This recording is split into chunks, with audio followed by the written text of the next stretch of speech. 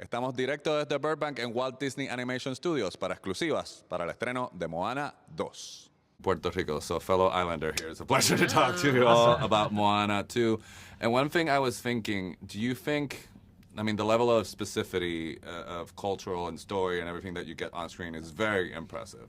But then the movie travels worldwide, and there's a worldwide connection to Moana. So my first question to you, would you think because of the authenticity that you put on screen on the first one and the one that you're working on, is that sort of what makes it travel emotionally, because it feels true and tangible for people? Go ahead. No, I absolutely agree. I think because of that specificity, it makes it more accessible. It feels more authentic and honest. Yeah. That's what I was going to say. Accessibility makes stories universal, but also our characters. Yeah. You know, they are. Moana is a heroine who goes through extraordinary stakes and all these big adventures, and this adventure is even bigger than the last adventure. But she's also a young woman who is learning about herself and who is empathetic and loves her family. Those are things that we can all relate to, whether you're from the Pacific or you're from Puerto Rico. There you go, yeah. So you had fun, you sort of picking Moana's crew, who she gets to be, the characters on the boat. Any sort of inspiration about what happens when you guys pick your crew to make a movie? How much of that do you channel into the story process of what you're doing? I was inspired by these. Wait a second. So no. All right. So who's the super fan? Who's the grumpy old guy? I will say I'm the super fan. Honestly, like I do love Maui. I love that character. Working with Dwayne was incredible. It was so much fun. I think the crew is like they're so entertaining and so much fun. So I definitely relate to Moni as this incredible storyteller who loves the best stories. Who's got the best stories? Maui, obviously. So for me, definitely understand that one. I'm the grumpy old man. For me, what I love about the crew is, you know, we chose them specifically to showcase, yes, the entertainment, but also the indigenous genius that it took to go on these crazy voyages. It was the people of the Pacific who found the last discoverable lands on Earth by, you know, sailing from Samoa to Tahiti to Aotearoa, the entire Pacific Ocean. Yeah, it's incredible. So, yeah, we have our farmer, we have our engineer, and then we have our storyteller. Yeah, so much fun. Cool. So let me ask you this. Are you going to have, because it just feels like it's your baby, it's clearly your baby, and there's so much passion on screen, and when you're here, you sort of feel everybody's contribution into, so I know there's the premiere or the wrap party, so I know you guys do like a ceremony before you start, but are you going to do something to give it closure?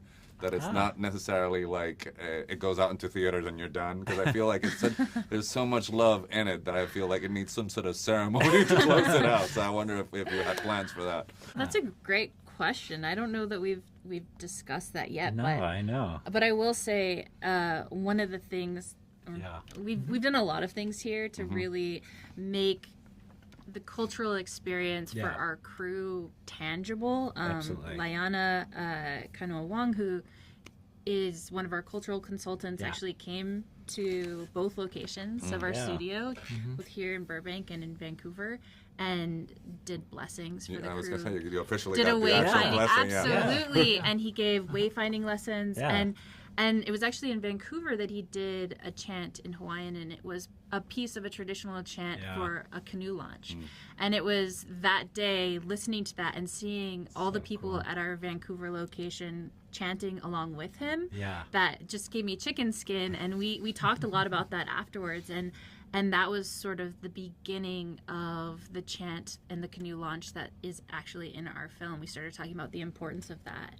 And so we find inspiration in so many places, but also it's about lived experience of culture as well. And I think it's been really incredible that we've been able to incorporate that for our crew. Yeah.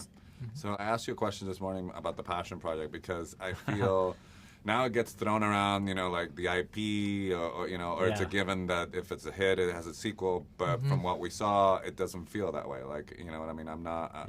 It's easy to from afar to be cynical, but when you watch the movie, it definitely disarmed whatever instinct. But I guess my question, not to repeat the one that I asked this morning, is what was the linchpin in this journey for Moana? Because I know with animation, like you guys write the story until you have it right. So I wonder if what was the key to going beyond with Moana on this time around?